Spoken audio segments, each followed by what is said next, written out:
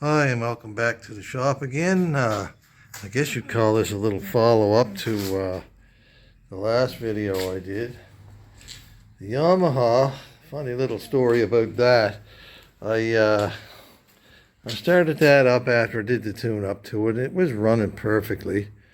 But when I put the kickstand up, I noticed that one of the mufflers moved. That was the one over here on this side, and it turned out that the little bolts that are going through that clip on the back of the muffler, one of them had broken off. So anyway, I just moved it a little bit to a different position and put it back in, but I am going to have to engineer up a little bit better clamp affair for that, because, well, I mean, these have been on there for probably 11 years anyway, maybe even a little longer than that.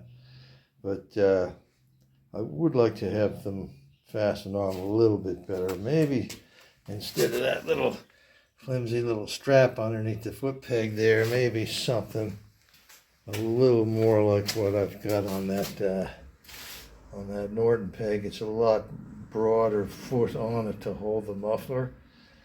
And yeah, I think I might try to go with something like that on that Yamaha. Anyway, I took it out after that on the next sunny day for a nice drive. Went all the way around the Peggy's Cove Loop, which is about 53 miles. And just when I was pulling up the driveway, the bike died. It had been running absolutely perfectly up to that point and then just died, right? I had no electricity going anywhere. So the wife was outside working on her gardens, and she came over and said, "What happened?" I said, "I don't know." Anyway, she said, "You want me to give you a push?" So anyway, the two of us pushed the bike up the driveway. I opened up the seat. Well, the first thing I saw when I did that was that this clip right here had simply broken off. That's the ground clip on the battery. So I had no more battery connection. And this particular bike has a car type alternator in it, and you need to have a battery in the system for it to make electricity, especially at idle speed. So that's why the bike stopped. It was just a 5-minute fix to put a new clip on that. So that was good. But meanwhile, I've got the old ES2 all polished up. Even the old Lucas voltage regulator all nice and shiny. I got the battery back in there. I took out the bulb that I had in the headlight, and I replaced it with a, what do you call those things? LED, light emitting diode, yeah. Anyway, it's much brighter than it was before. As you can see, the battery can handle that without going dead. Still got the horn and everything, so that little battery that I resurrected is back inside the big battery here and back in the bike. So I'm hoping that I'll get the rest of the season out of that. But I do have a new tire on order for the front. Now, of course, right where any dates would be on that tire just happened to be under that clamp. So I really would like to figure out how old that tire actually is, because I know it's old. Anyway, like I said, that's a CEAT seat tire made in Torino, Italy. And geez, it's got to be good quality for something to be that old and still in that kind of condition. Like I said before, regarding that, there was a little bit of cracking up along the sidewall here. I don't even know if you can see that or not, but anyway, I don't want to take a chance. I've taken enough chances on that old tire. If anything did happen to it and I put the bike in the rhubarb, I'd feel awful stupid about that. But anyway, new tires on the way, so I'll change that as soon as it comes in. Got the engine all polished up too, and the gas tank's all nice and shiny, and all the dust and dirt's off of it, so it's ready to go, except for an oil change, and that's just a matter of taking the drain plug out of the bottom of the oil tank, putting it back in, and filling it up with fresh oil. So that's pretty simple. Everything else is good. Transmission oil is good, and the oil level in the primary is good. And that's self-changing oil anyways. It leaks so friggin' bad. So anyway, let's see. Maybe the next thing I'll do here is do a startup on this machine. Oh. All right.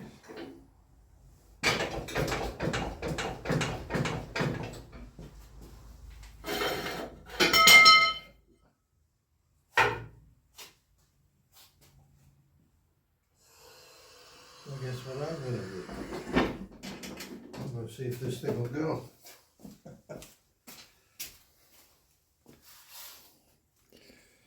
All right. Now, the very first thing I'm going to do is turn that oil valve on, because you don't want to start that bike up with the oil valve off.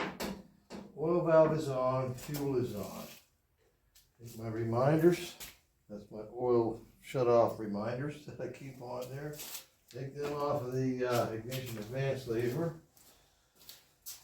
Go over here. Put the spark plug wire on the spark plug. Why do you take the spark plug wire off the spark plug, Bruce? So I don't forget to turn on the oil tank valve. Okay. I've got the advance set. Slightly retarded. Over here. Do my thing with the tickler. That should do it. Now, if I have done everything correctly, this thing ought to start right up without making a fuss at all. So, there's a little bit of a trick to get these going. Now that's, I find a compression stroke, use the compression relief to roll it past the compression stroke a bit. And with any luck, this thing ought to start.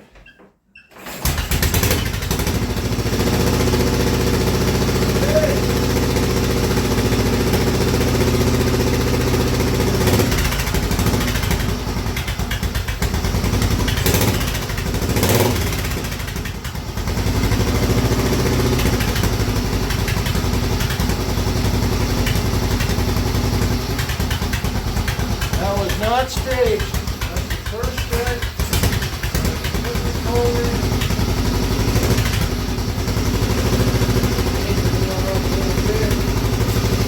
Down here, I took my oil flow.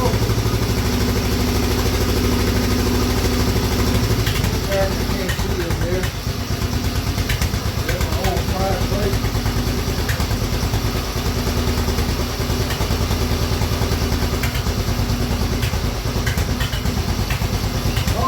All kinds of oil flow there.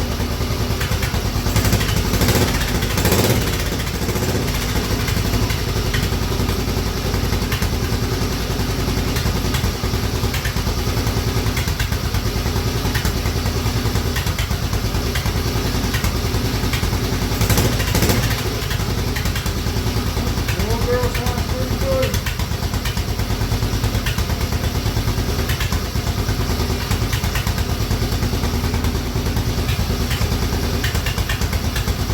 Well,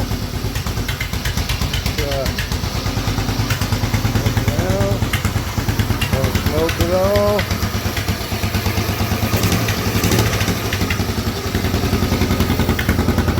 Looking good.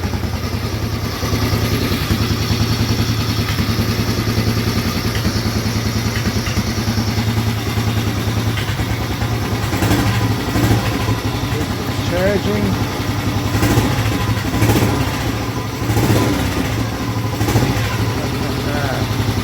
That LED is sure bright.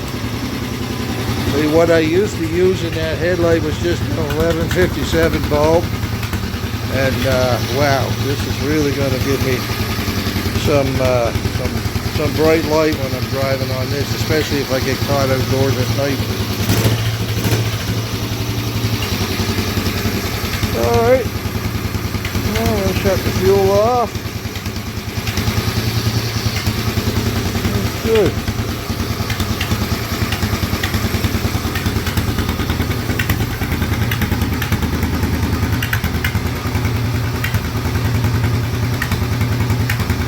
Well, I'm going to wrap this one up.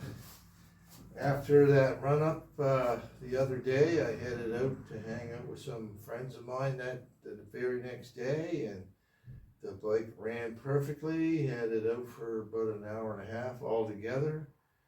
Never skipped a beat. Started first kick. What can I say? A 77-year-old motorcycle does not have to be temperamental. A 77-year-old motorcycle does not have to be hard to start. A 77-year-old motorcycle does not have to be unreliable. If everything's working right, so will the bike. So with that, like I say, be good to each other, be safe out there on the roads, and we'll see you next time. Thank you for watching.